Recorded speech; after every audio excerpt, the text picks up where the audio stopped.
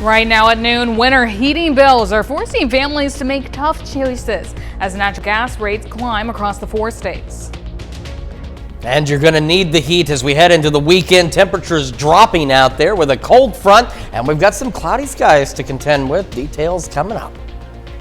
Plus, we've got some tips that could prevent your pipes from freezing this winter. The 4 states' most watched news starts now. As temperatures begin to drop, their fall could leave your water pipes vulnerable to freezing. This is KOAM News. I'm Samantha Walker. Missouri American Water has tips on how to prevent frozen pipes this winter.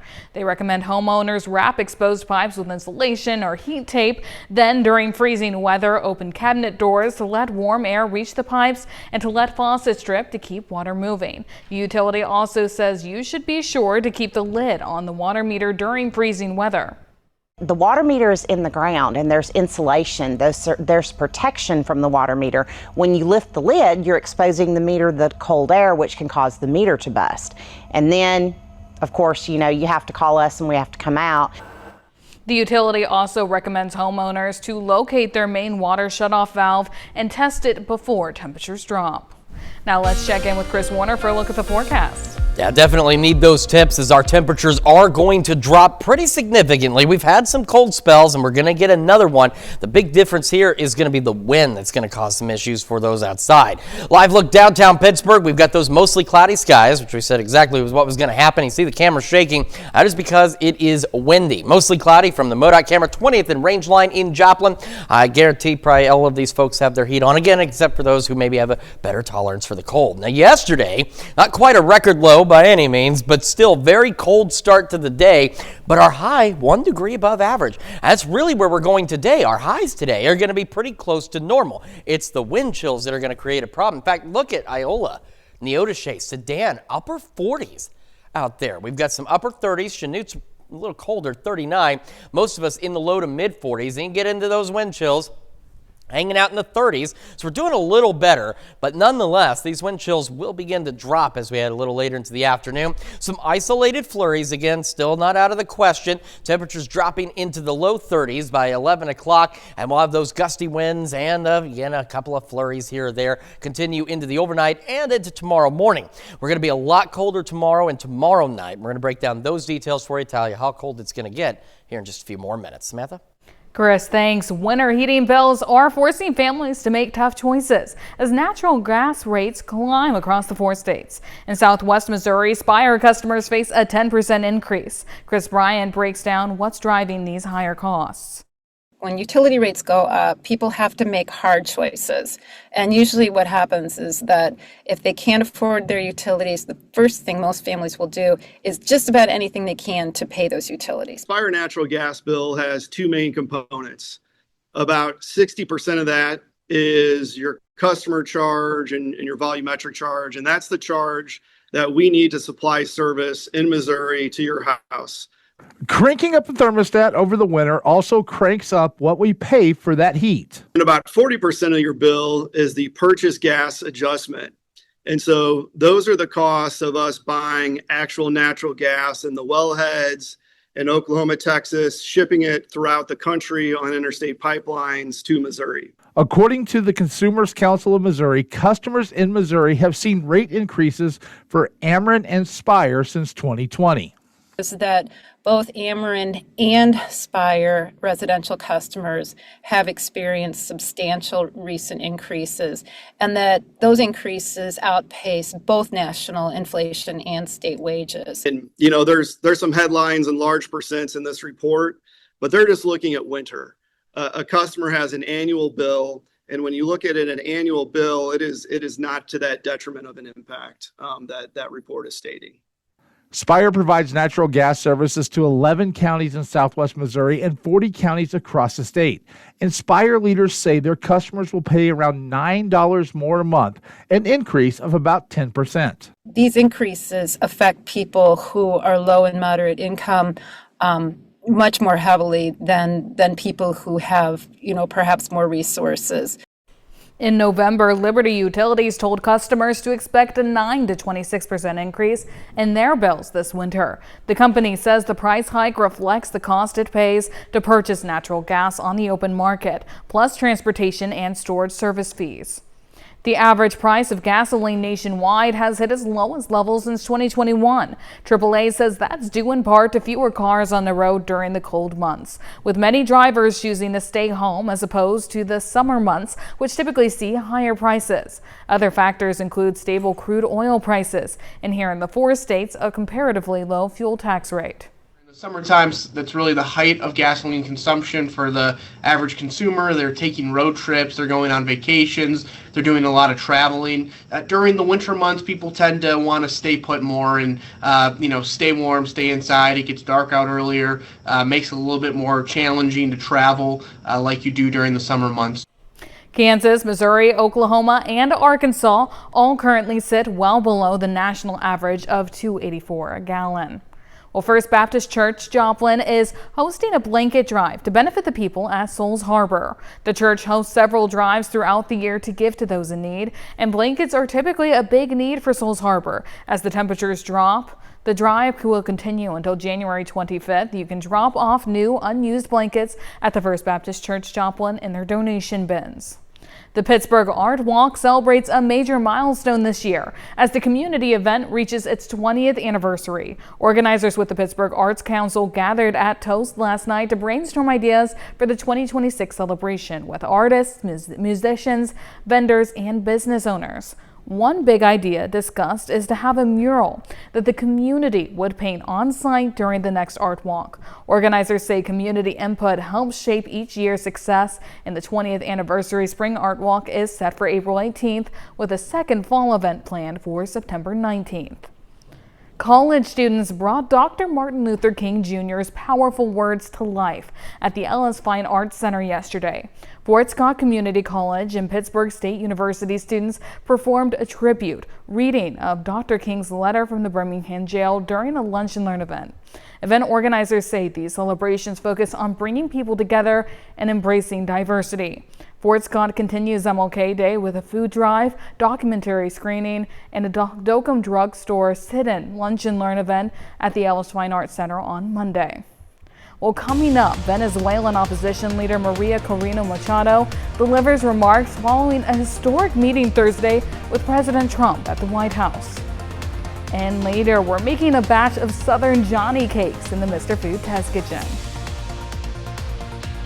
The Venezuelan opposition leader spoke this morning following a historic meeting with President Trump at the White House. She told him that Venezuelan society is ready to move decisively toward a transition to democracy. But the president says he's made no promises. Natalie Brand reports from Washington. Venezuelan opposition leader Maria Corina Machado greeted supporters in Washington after her first face-to-face meeting with President Trump following the U.S. capture of former Venezuelan President Nicolas Maduro. How did your meeting go with the president, madam? Very good. And with the senators, it was a great meeting. The White House released this photo showing Machado giving the president her Nobel Peace Prize medallion Thursday. The Nobel Committee notes the medal can be transferred, but not the title. I presented the President of the United States the medal of the Nobel Peace Prize as a recognition for his unique commitment with our freedom. As the historic meeting unfolded, CBS News confirmed CIA Director John Ratcliffe traveled to Venezuela to meet with acting President Delcy Rodriguez and deliver a message that the U.S. looks forward to an improved working relationship. President Trump has praised Venezuela's interim government for cooperating with the U.S. and has questioned whether Machado has enough respect and support within her country to lead. Former U.S. Ambassador to Venezuela Charles Shapiro says recent polling in Venezuela proves she does. The most popular politician in Venezuela right now, according to the polls, is Maria Corina Machado. One of the least popular politicians in Venezuela right now is Delcy Rodriguez. Independently verified vote counts in Venezuela's 2024 presidential election showed that Machado's party won by a significant margin, even though Maduro claimed victory. Natalie Brand, CBS News, the White House. Still to come on KOAM News at noon, Mr. Food. Today's recipe goes by a lot of different names, but whatever you call it, it sure is tasty. And we've got a big temperature drop as we head into Saturday. Still could get a few isolated flurries. We're going to break it down for you when we come back.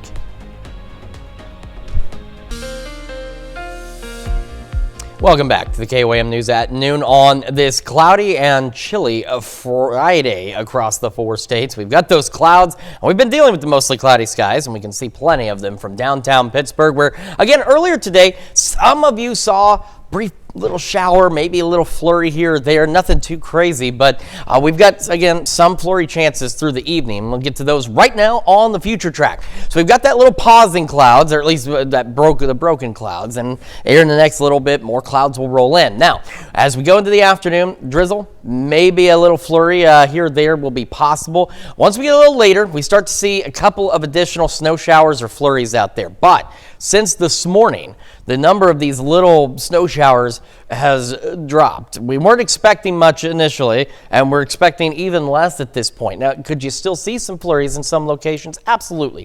Where the actual snow is showing up on future track, that's where you've got a slightly better chance of actually seeing something. Not necessarily accumulating by any, look at that. Not really going to accumulate, but you might actually see it. Other locations, we could get flurries under these clouds. We've got enough moisture that it could happen, but between the gusty winds and the fact that they're flurries, unless you're staring at a street light, which I do not recommend, you may not even know it's happening.